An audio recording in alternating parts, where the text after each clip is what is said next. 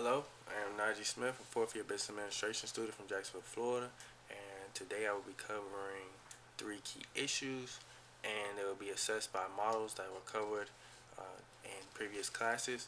The first key issue is Helen's lack of concern for the people of the organization.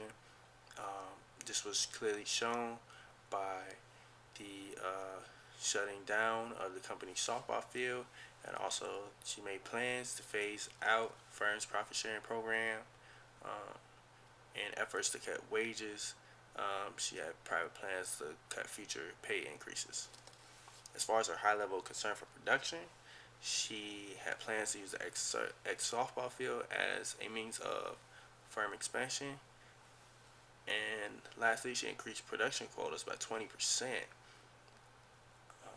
instructing her managers to eliminate all idle time amongst employees. We assessed her lack of concern for the people and high concern for production using the managerial grid of the Ohio State Studies. And basically, we found out that Helen was an authority type.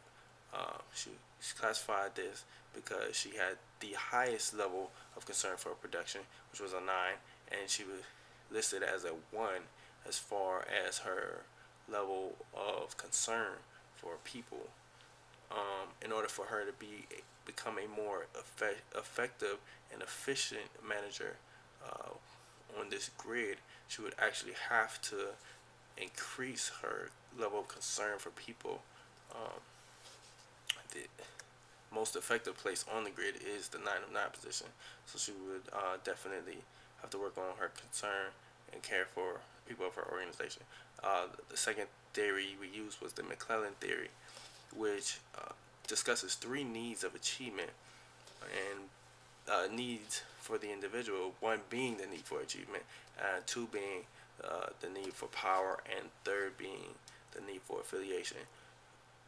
Helen had a high need for achievement, and this was clearly shown because she had an idea for the company to become a machine part supplier for the Japanese firms, and also being a bit more competitive on an international stage. Um, the only issue with this high need for achievement was the fact that people with high needs for achievement have a tendency to only have concerns for themselves instead of a concern for influencing others that surround them. Um, the case evidence was that she did not interest in senior level managers' opinions or ideas. She also referred to employees as hired help. As far as her need for power, she had a very high level of that. It is known as the need to make others believe in a way in which they would not have behaved otherwise. She showed this by increasing production quotas by 20%, and also eliminating idle time and forcing her first line supervisors to crack down on the employees. As far as her need for affiliation, that was very low. This is defined as the desire for friendly and close interpersonal relationships.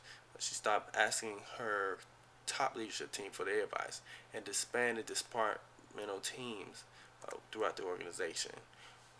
In issue number two, we come across a conflict between shift and leadership styles at buyer machines.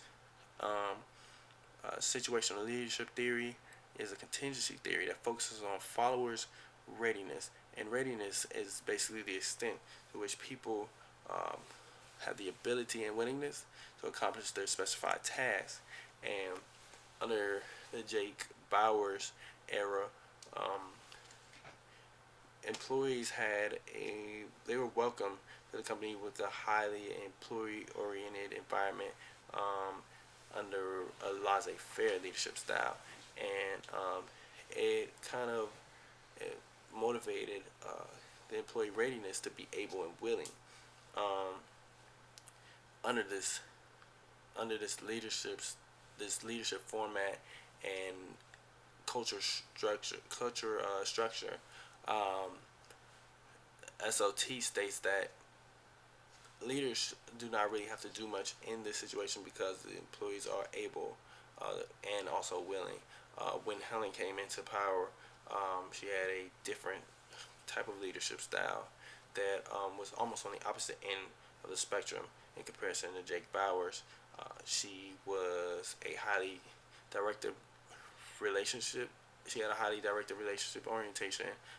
She was highly production oriented, as mentioned before, and it was this type of leadership styles more so fitting for unable and unwilling employee readiness. In the case of Bowers Machines, uh, when Helen came in to place, uh, the able and willing readiness kind of transferred into a more able and unwilling uh, environment. And basically, under this environment, it would actually be more effective for Helen to be a more participative and supportive leader. Uh, Also, another major difference between Jake Bowers and Helen Bowers was transformational leadership style of Jake and transactional leadership style of Helen. Jake Bowers showed that he was a transformational leader by treating his employees as if they were family, and he did things such as asking for their advice, spent time listening to their ideas, and also complaints. Under Helen, she was more a transactional leader, and she showed this by establishing a goal to meet the challenge of international competition. She instructed first-line employees to crack down on employees, and then she also modified her failing strategy to increase production while cutting back on costs by implementing a policy to issue pay cuts for employees who didn't increase productivity. As far as issue number three, morale motivation across organization suffering. This was shown through the level of absenteeism increasing from 5% to 11%. Management increased from 7 to 19%, and in result, the cost of management training increased. Tolan James, who was a very instrumental leader in the company during the Jake Bowers era, left when Helen came in, and a lot of that may have been due to the change in leadership style. As far as path goal theory, was used to assess the third issue, and it is basically the leader's job to provide the followers with the information, support, or other resources necessary for them to achieve their goals.